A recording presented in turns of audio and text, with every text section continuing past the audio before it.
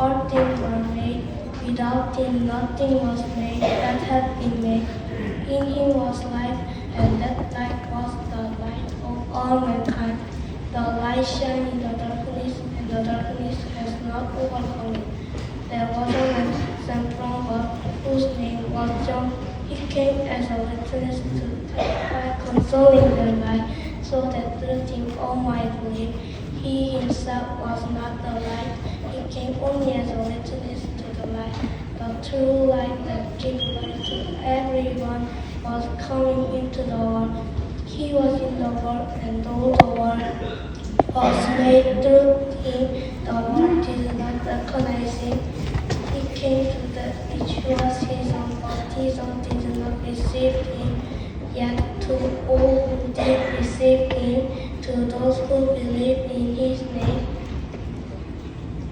he gave the right to become children of God. Children were not born naturally set, nor a human decision or a husband will, but born of God. The Word became flesh and made his dwelling among us. We have seen his glory, the glory of the one and only Son, who came from the Father, full of grace and truth. John testified concerning him. He cried out, saying, He who comes after me has surpassed me, because he was before me. Out of his fullness we have all received grace, and in place of grace already given. For the law was given to Moses, full of grace and truth came through Jesus Christ. No one has ever seen about the one and only Son, who came from the Father, who is himself God, is in close relationship. The Father has him know. When this was John's testimony, when the Jewish leader in Jerusalem sent priests and Levites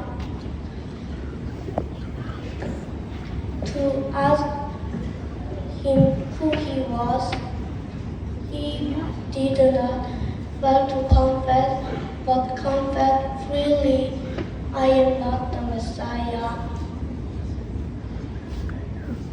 They asked, then who are you Elijah? He said, I am not. Are you the prophet? He answered, no. Finally they asked, who are you? Give us an answer to take back to those who sent us.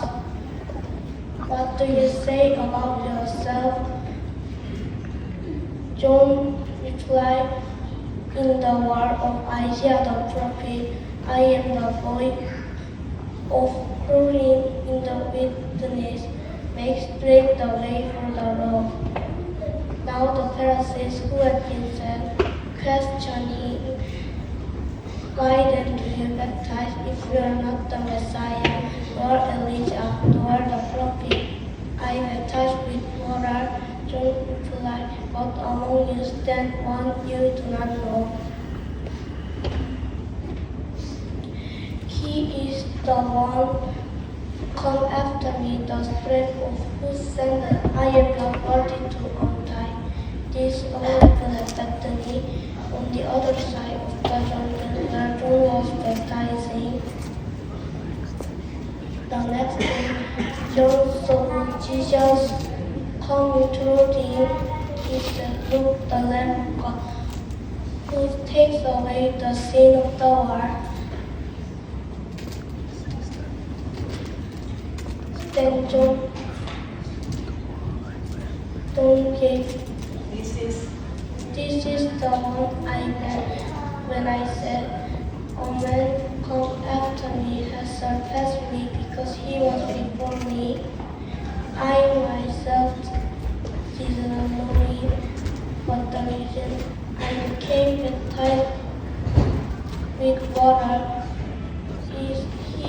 might be revealed to Israel. Testimony. I saw the Spirit come down and remain is the one who will remain.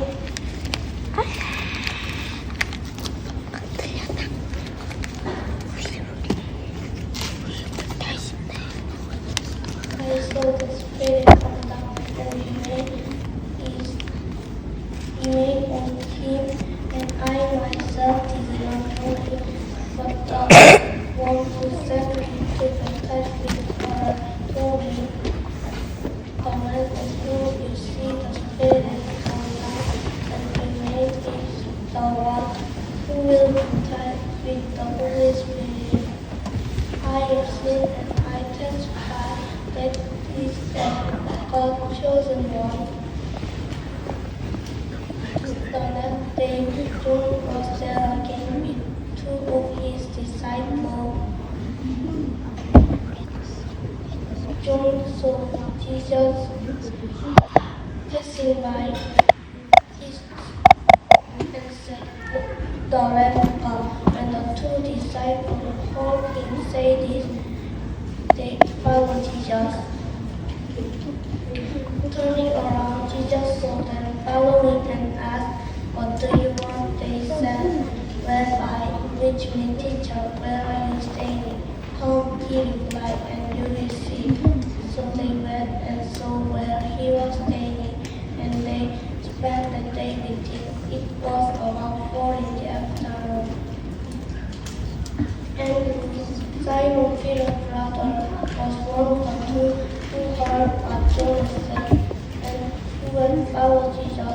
The first thing Andrew did was to find his brother Simon and tell him, "We have found the Messiah, that is the Christ."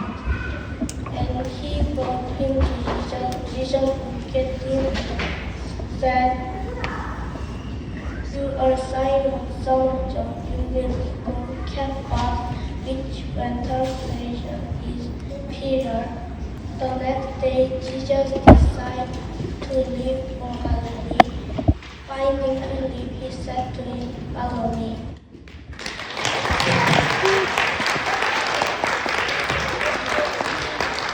그 다음에